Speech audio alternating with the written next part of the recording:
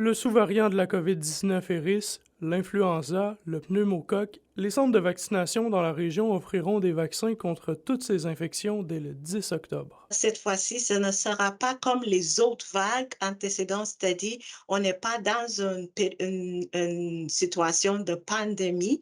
Ça va ressembler plutôt que ce qu'on avait avant la pandémie, c'est-à-dire la vaccination on faisait toutes les périodes d'automne, là. Bien que l'ensemble de la population aura accès aux différents vaccins, la Direction régionale de santé publique rappelle que les clientèles prioritaires seront vaccinées en premier. On vise des personnes de 60 ans et plus, on vise des personnes qui résident dans des milieux de milieux collectifs. Donc, on parle des CHSLD et de ressources intermédiaires pour des personnes aînées et aussi les RPA.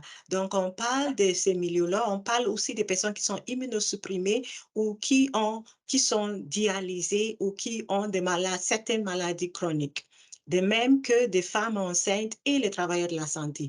Donc, c'est des personnes pour lesquels il y a une recommandation forte d'aller chercher une vaccination. Le 6 de l'Abitibi-Témiscamingue confirme que les centres de vaccination deviendront des points de service permanents où la population pourra aller se faire vacciner et dépister à tout moment, tel que souhaité par le ministre de la Santé plus tôt cette année. L'ajustement va être fait en fonction des ressources disponibles et aussi en voyant de quelle manière on peut mieux répondre à la réalité et aux besoins de chaque territoire. Parce que vous savez qu'en Abitibi-Témiscamingue, la réalité de chaque secteur n'est pas nécessairement le même. Les gens qui désirent se faire vacciner peuvent déjà prendre un rendez-vous sur la plateforme en ligne Clic Santé.